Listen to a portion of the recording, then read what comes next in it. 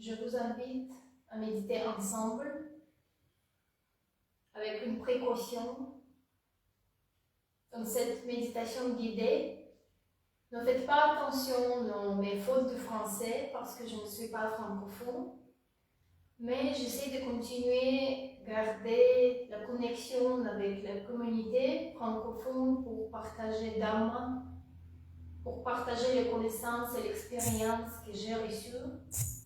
Normalement, j'ai appris tout en anglais et je développe maintenant le groupe anglophone avec beaucoup d'informations, beaucoup d'enseignements, beaucoup de partages de ma pratique personnelle, des fautes, des pratiquants. Mais en même temps, j'essaie quand même de continuer à utiliser la langue que j'ai apprise au temps d'habitation en Suisse pendant les dernières 10 ans. J'ai appris français par moi-même, je n'ai pas utilisé les écoles, les professeurs. Et maintenant, ce que je peux, j'essaie de faire et utiliser seulement sans m'attacher au dire correctement, ne pas correctement. J'essaie de vous guider dans ma pratique, comment je le sens. Et j'essaierai de choisir des bons mots, des bonnes expressions pour faire le chemin clair.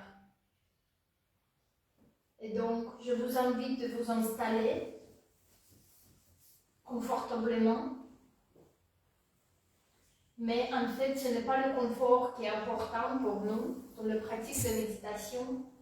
C'est juste pour pouvoir abandonner le soin de ce corps, pour se faire oublier des besoins de ce corps. On s'installe confortablement. Mais ce n'est pas pour se bien relaxer de notre corps, de notre lit, sur notre chaise, au tabouret ou par terre comme je fais. C'est juste pour rester tranquille et stable. Parce que la vie n'est pas stable. Notre esprit, il n'est pas stable. Et tout ce qu'on cherche, c'est pour trouver ce qui peut nous stabiliser dans notre vie. Donc, plus ou moins, on commence avec notre corps pour le stabiliser. Mais ce n'est pas grave si après on peut bouger et changer. Faites seulement. Faites sans attachement à l'un ou l'autre. Et donc on est bien assis. Je vous invite de fermer vos yeux avec connaissance de cette action, avec la compréhension de cette action physique. On voit l'intention dans l'esprit qui nous dirige de fermer les yeux. On le fait seulement tranquillement. On juste ferme la porte de la perception visuelle. Comme ça, de cette façon, on a créé la stabilité du corps autant qu'on peut. On a créé la stabilité des informations qui entrent l'esprit. Stabilité des informations mentales en principal. Parce qu'il n'y a pas de vue maintenant, il n'y a pas de goût. Bien sûr, on peut écouter des bruits autour de nous. Mais on ne va pas les écouter avec une intention. Juste on peut les entendre si ça se passe naturellement. La seule écoute qu'on fait, c'est l'écoute des textes que je prononce, des phrases pour vous guider dans cette pratique. Mais aussi cela, on ne s'attache pas. On laisse ma voix exister par soi-même. On peut écouter sans écouter, sans faire effort. On peut relâcher notre écoute juste pour se passer naturellement.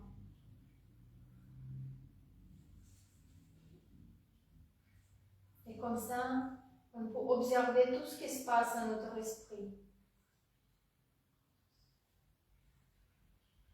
Dans plusieurs pratiques, on apprend de s'attacher à la respiration.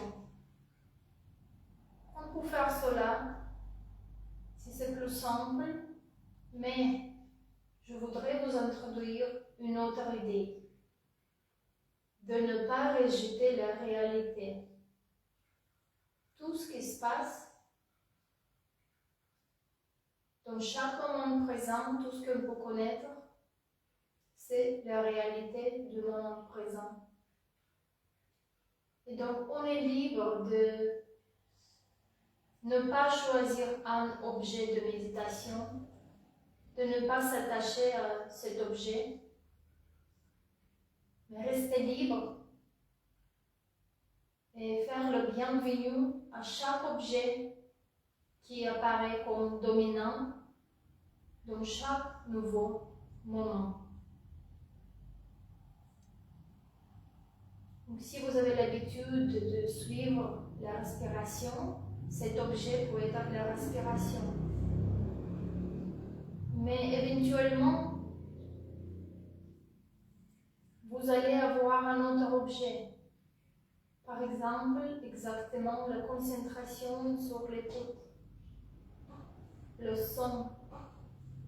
Le son peut devenir dominant dans le moment présent, plus dominant que la respiration. On ne le rejette pas.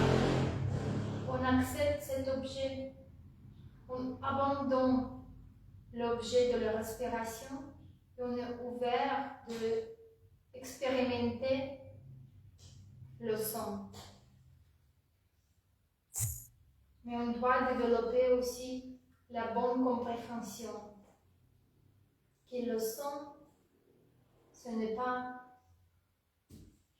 vraiment ce qui se passe. En effet, c'est le contact de la porte des oreilles et le son extérieur. Nous n'avons pas la connexion avec le son. On a juste des oreilles et cette ouverture au contact avec le son. Donc, au lieu de comprendre le son dans le moment présent, on comprend en effet que c'est l'écoute. C'est l'écoute qui se passe. S'il n'y a pas de l'écoute, il n'y a pas de son.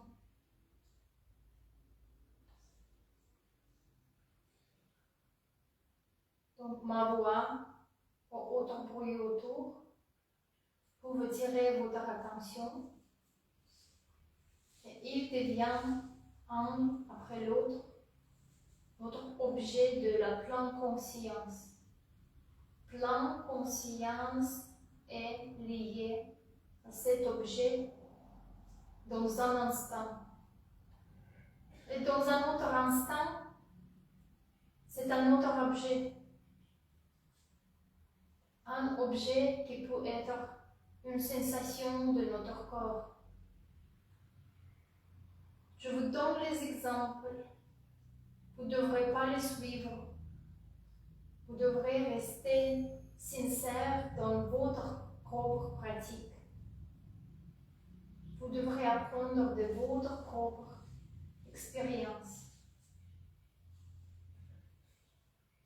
Juste reconnaître les sensations sans attachement comme quelque chose de réel, parce que encore il y a un moment, il n'y avait pas de sensation dans notre conscience. C'est maintenant, quand on a ressenti quelque chose, qu'on sait qu'il y a la sensation.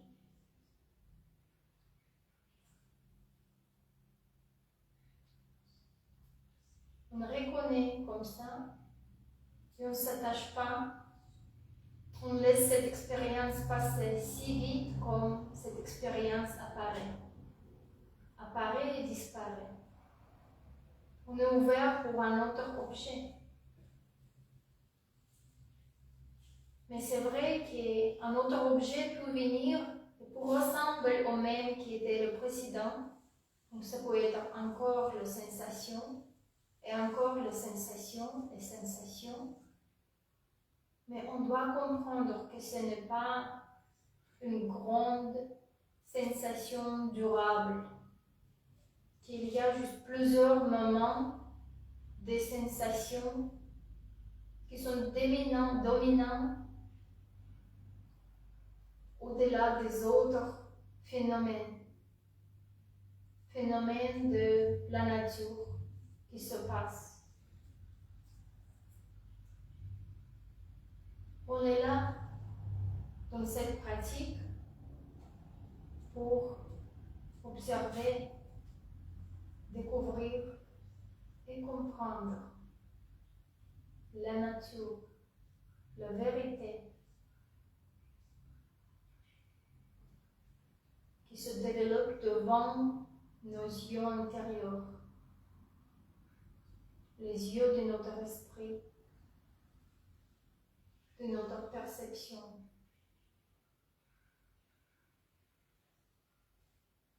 Sans attacher à un objet, on reste présent dans chaque nouveau moment.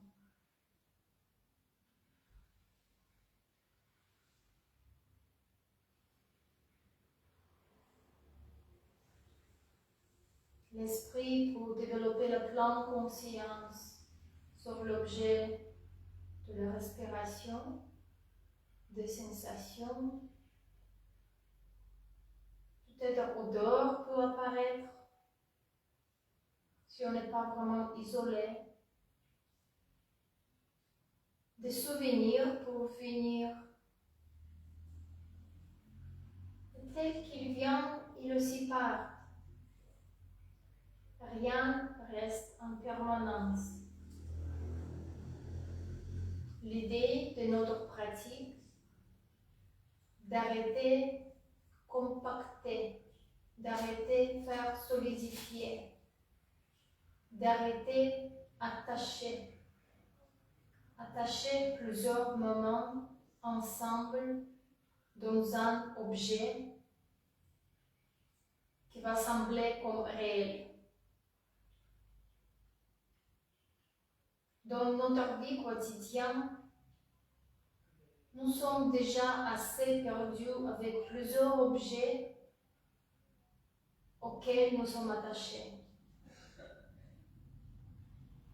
Nous sommes perdus dans les réalités non réelles. Nous sommes perdus dans les illusions.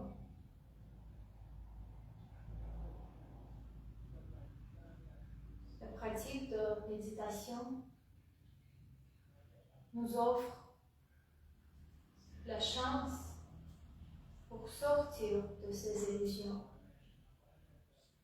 pour se libérer de la mauvaise compréhension construite sur la base de notre ignorance.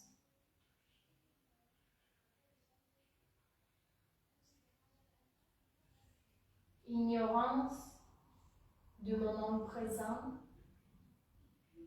ignorance de la perception sont nos croyances précédentes, sont nos habitudes, sont les idées superposées par la société, par quelqu'un qu'on prend comme supérieur. Tout ça bloque la bonne compréhension, la clarté de vue sur la vie.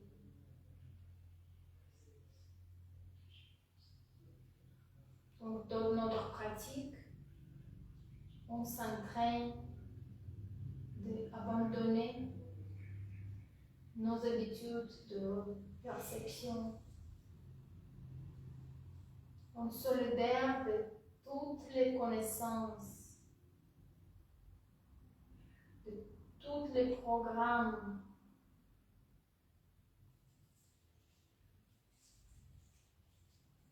on se libère de tout pour être libre et disponible dans chaque moment présent pour accepter la vérité telle qu'elle est.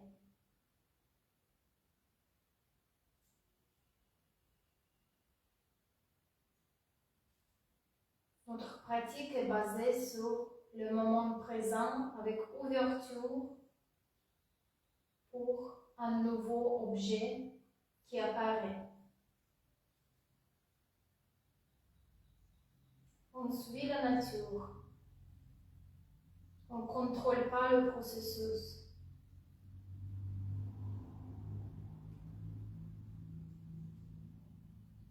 Tout ce qu'on reconnaît comme un objet de la pleine conscience, on doit détacher. On doit détacher notre pleine conscience de cet objet. On doit se détacher de cette expérience.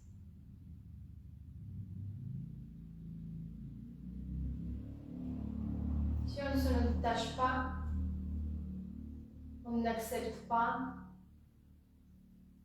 le nouveau moment avec une nouvelle vérité.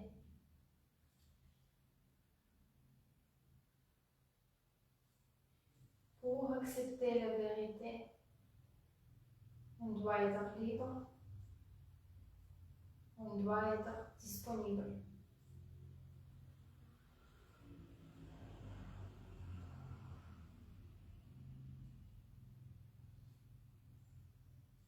On pratique le détachement de chaque concept qui apparaît dans l'esprit, de chaque idée, de chaque jugement, de chaque souci.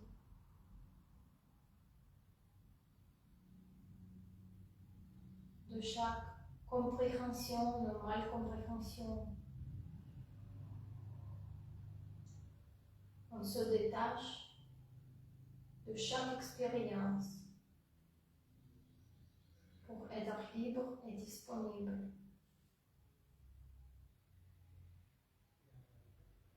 Parce que la vérité de la vie, elle n'est pas dans un objet ou dans un processus ou dans un concept.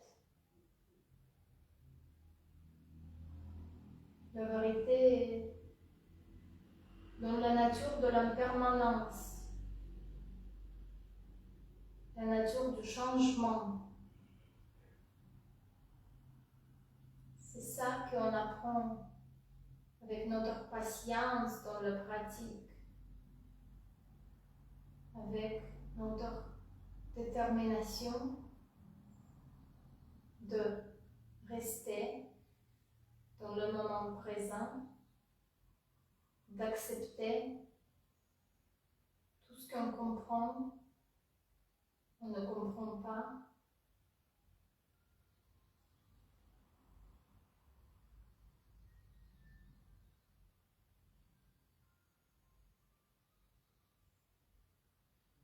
La vérité se découvre.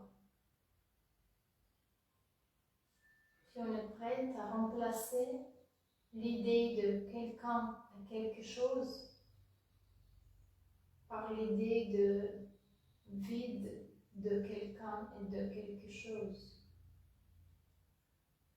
L'idée de observer le fait qui est véritable dans chaque cas, pour chaque situation.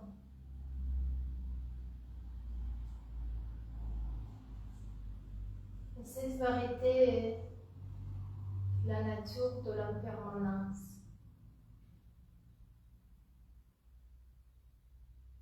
L'impermanence n'est pas créée par quelqu'un. Il n'y a personne qui dirige, qui contrôle la nature de l'impermanence.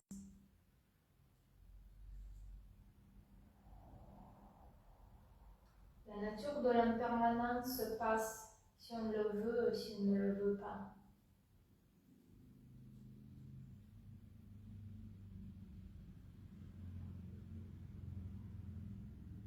Tout ce qu'on connaît dans la vie est impermanent.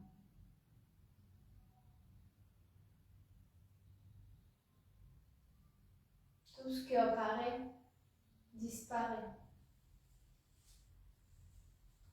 Il n'y a rien qui reste.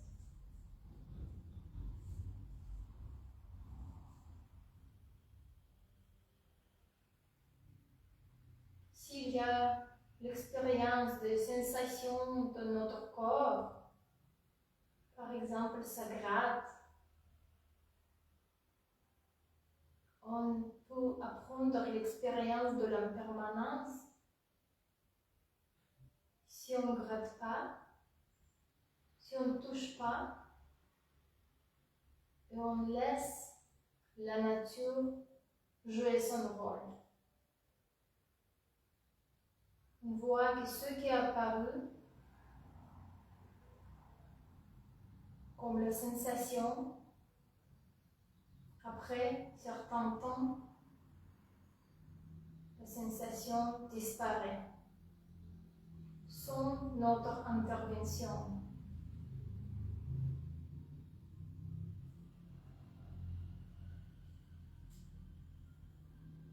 Et c'est la technique pour tout dans la vie, d'avoir la patience et de ne pas intervenir parce que quand même ça va changer.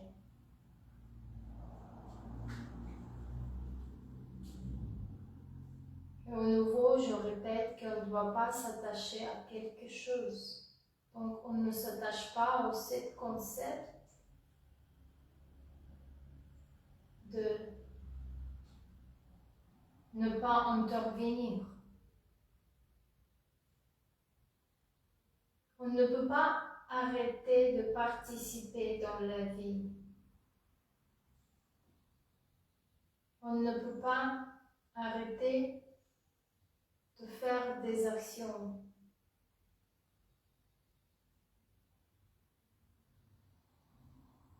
Donc, on doit prendre le chemin du milieu. Pas un extrême comme attachement, et pas l'autre extrême du rejet.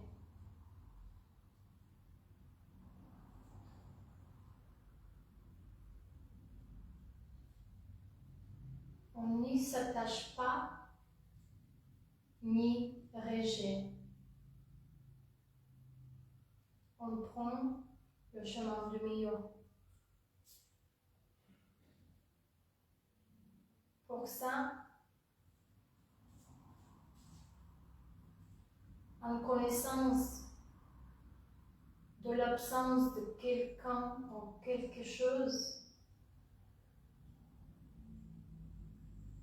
quand on comprend et ne cherche pas d'intervenir, on fait seulement. On utilise ce corps et notre esprit pour faire seulement sans attachement, sans la force d'intervenir, juste pour exécuter l'action parce que ça peut être utile, parce que c'est une action qui nous amène aux prochaines étapes, parce que c'est une action qui est nécessaire, mais on fait seulement sans nous attacher aux réalités de quelqu'un qui fait.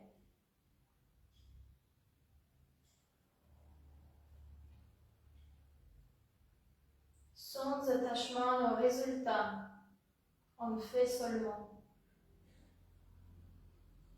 On utilise quelque chose avec la bonne compréhension que quelque chose n'est pas réel, que c'est le produit de l'ignorance en perception de la nature de l'impermanence. Donc, on utilise seulement. Il n'y a pas de quelqu'un qui utilise. Faire seulement, utiliser seulement. Écouter le Dhamma seulement. Écouter sans s'attacher à quelqu'un qui écoute, à quelqu'un qui parle, au son, à l'écoute. Prendre tout juste pour l'expérience. Expérimenter seulement.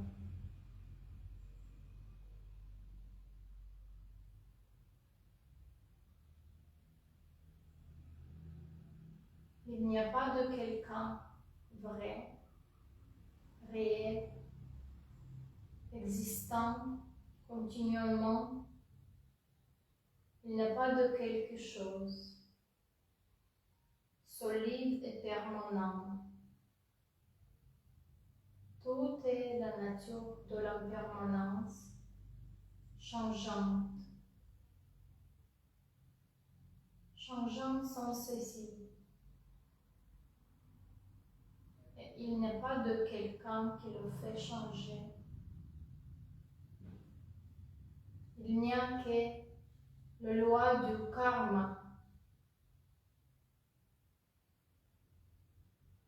qui fait produire la nature de l'impermanence. C'est le karma qui est basé sur la cause, produit le fait.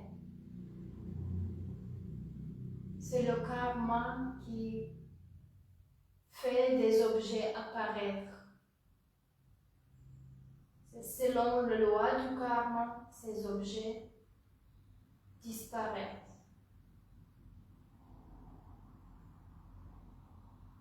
Un après l'autre. Rien qui est permanent. Tout apparaît et disparaît. On doit apprendre cette vérité pour se libérer de la mauvaise compréhension qui amène les problèmes de la vie, les conflits, la souffrance.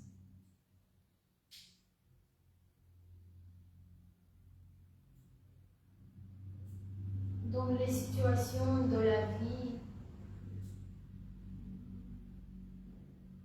on doit abandonner de penser de quelqu'un. On doit voir quelle expérience de ce qui se passe dans notre moment présent. C'est l'expérience de notre pratique pour notre découverte.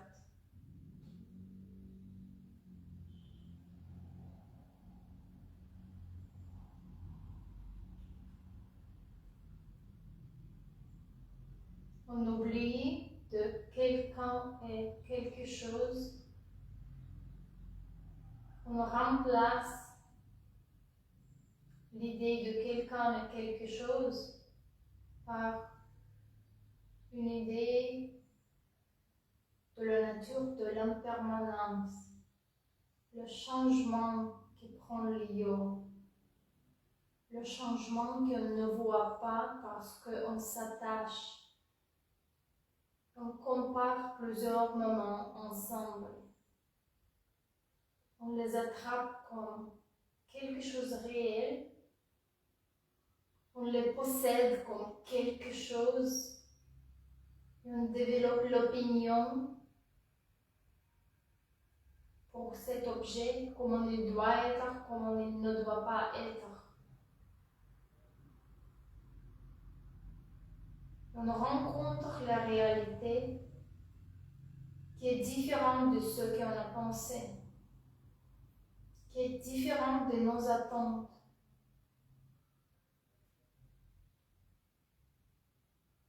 Et cela crée la souffrance.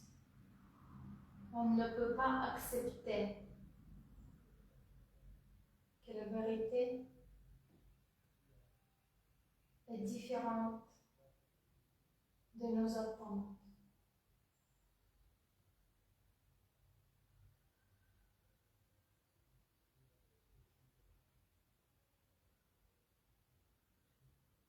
La vérité est dans l'impermanence, si on le veut ou si on ne le veut pas. Tout est impermanent. Tout est dirigé pas par quelqu'un, mais seulement par la loi de cause et effet. Une cause crée le même effet.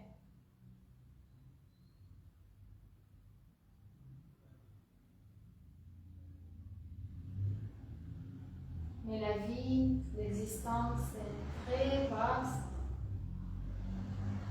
pour effectuer ces deux actions, un après l'autre tout de suite.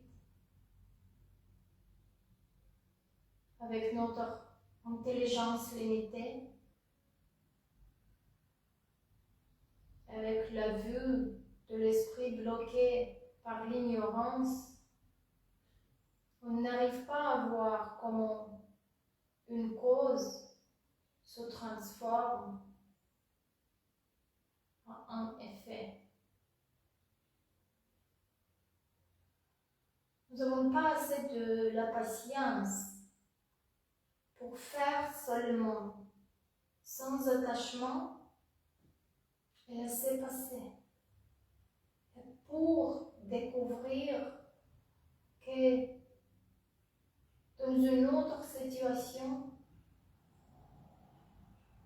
ce qui se passe, c'est en fait l'effet d'une cause qu'on a créée avant.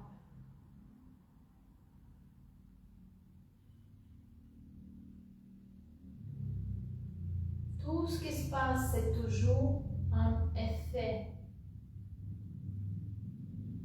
Il n'y a rien d'autre qui se passe. On peut donner les noms,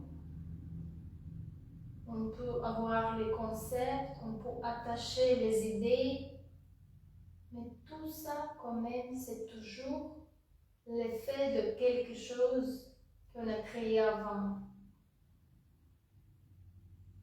Et les noms, les concepts, les idées, les objets, les quelqu'un, tout ça n'a pas de fin. Ça ne va jamais terminer. Parce que des créations de la vie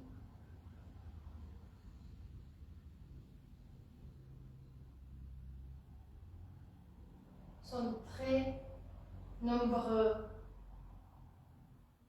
Nombreuses créations remplissent notre vie. On ne va jamais pouvoir résoudre les problèmes de ces créations.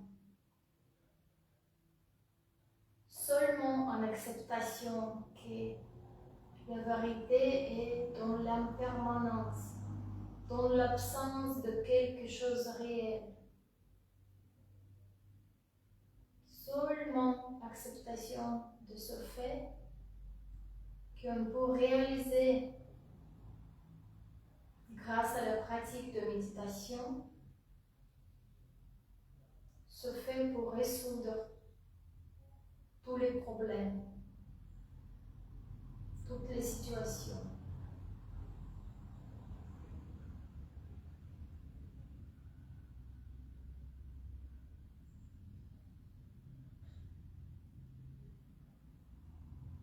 pour ça, dans notre pratique, on apprend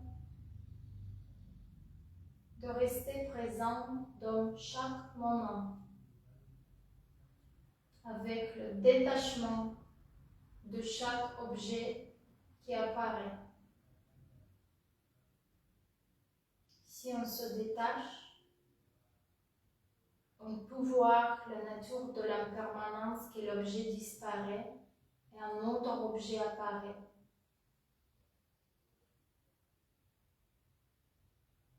Si on développe le plein conscience, le plein présence dans le moment, et on se détache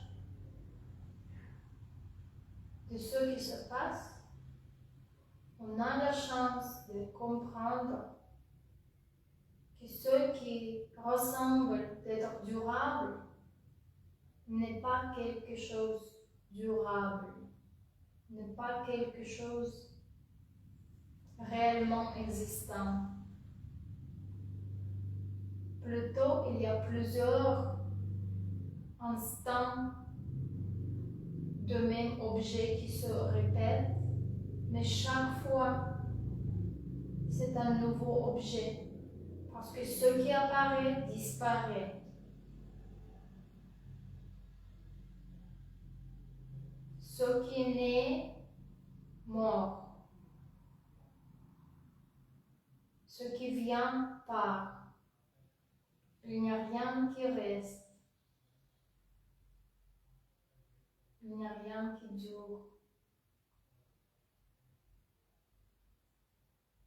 On change l'habitude de notre esprit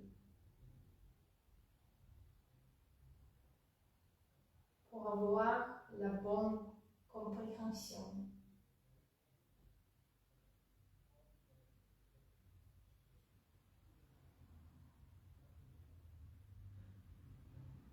On donne la liberté à notre esprit d'accepter la vérité telle qu'elle est.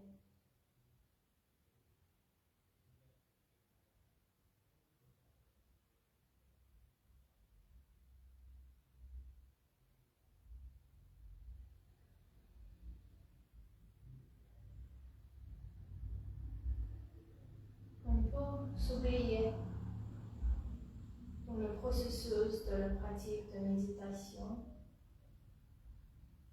On peut perdre la pleine conscience, mais on sait qu'il n'y a pas de soi.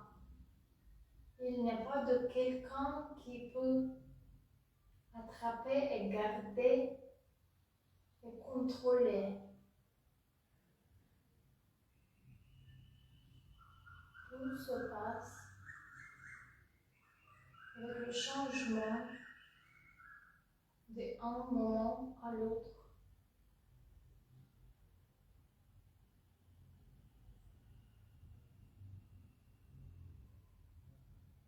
Donc, on ne peut pas contrôler la pleine conscience.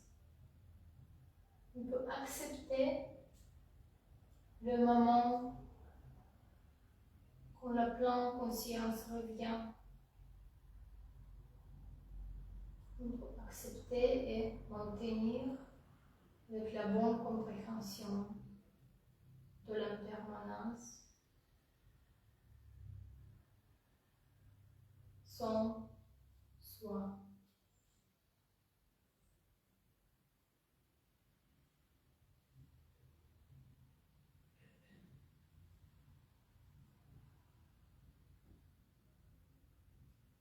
On reste présent. On n'essaie pas d'envoyer notre esprit ailleurs vers les objets. On reste présent et les objets apparaissent par eux-mêmes.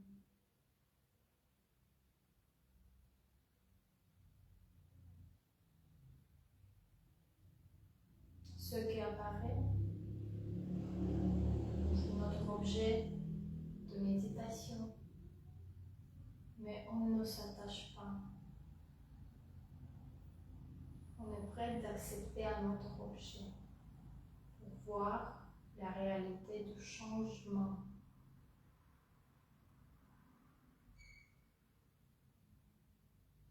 Avec cette pratique, on découvre le phénomène de anicca, l'impermanence, le phénomène de anatta, absence du soi, de quelque chose réel. Le phénomène de dukkha,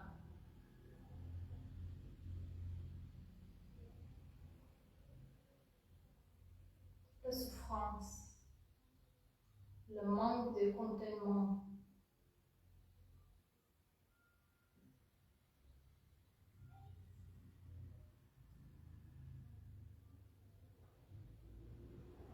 Anicca, impermanence, dukkha, la souffrance, anatta, non-soi. C'est le composant de quelque chose qu'on prend comme réel.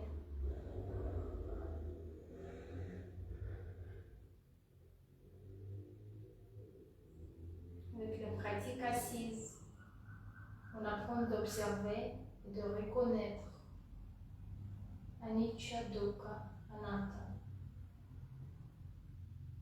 pour apporter cette connaissance, cette expérience dans notre vie quotidienne, pour pratiquer dans nos actions quotidiennes, pour remplacer l'ignorance par la sagesse, pour arrêter la séparation entre la nature et notre existence, pour effectuer le retour à la nature.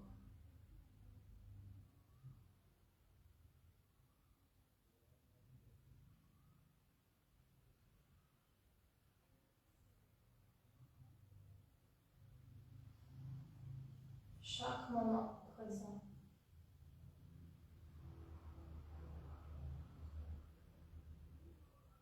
Sans des filtres, juste la vérité telle qu'elle est.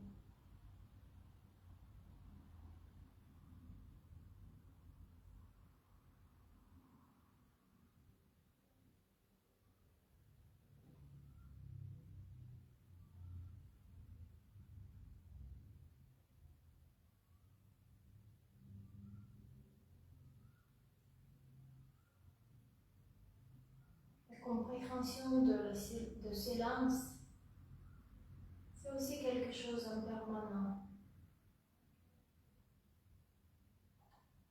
Cette note apparaît et disparaît.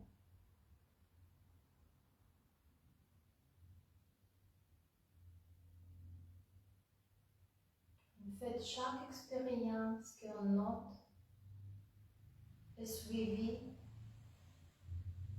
par la connaissance. Et la connaissance commence à être aussi un objet de la méditation.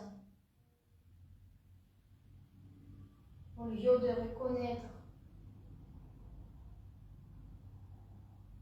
les gros objets, on reconnaît juste la connaissance de ces objets.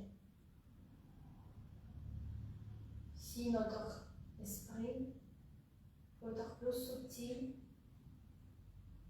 on peut connaître plutôt les phénomènes de l'esprit, comme la connaissance, comme le plein conscience.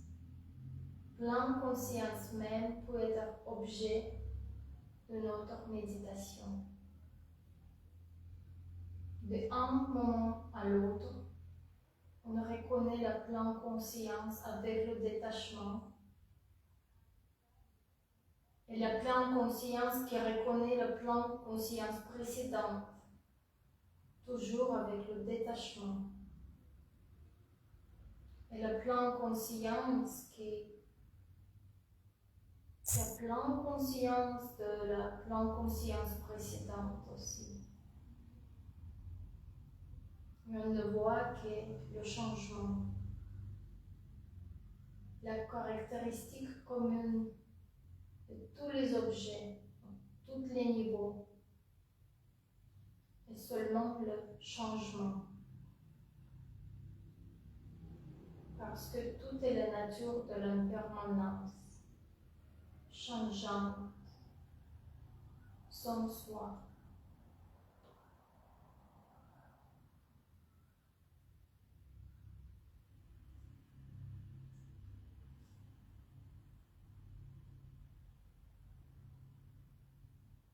Avec cette expérience, je vous invite de terminer cette pratique d'ensemble pour nous préparer d'ouvrir nos yeux. On remarque l'intention dans le faire, ouvrir les yeux. On remarque cette attention nous suit par une action physique. On ouvre les yeux sans attachement aux yeux comme réels, sans attachement à la vue qui apparaît tout de suite. Juste voir qu'il y a pleinement des objets qui prennent lieu un après l'autre. Et après chaque objet, il y a la connaissance. Et il y a la pleine conscience. Il y a la pleine conscience. Il y a la pleine conscience. Toujours avec le détachement.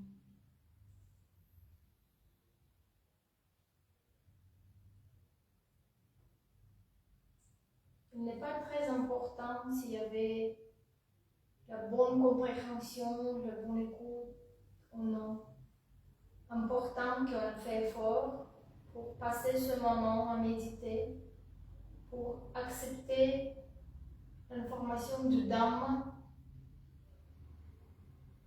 pour se détacher de nos activités quotidiennes et pour dévouer notre temps à quelque chose de différent. Tout ce qu'on essaye de faire, juste s'ouvrir l'observation de la vie telle qu'elle est. On a réduit l'information, on a réduit la vie à l'expérience qui se passe seulement, pratiquement dans notre esprit. Et le corps, mais sont plusieurs activités et objets qui dérangent à notre esprit, ne pas entraîner d'être libre dans la perception. Mais le plus on pratique, le plus on devient en pleine conscience avec la confiance. On n'oublie pas de se détacher. Et plus on peut avancer avec notre propre expérience de la reconnaissance de chaque moment comme un nouveau moment. Donc on peut continuer à réutiliser cette vidéo que j'ai guidée pour la pratique de méditation, pour avoir notre propre expérience, notre propre compréhension. On termine ici. On essaie de pratiquer, continuer à avoir la conscience de l'état debout, de marche, de changement de position, des sentiments,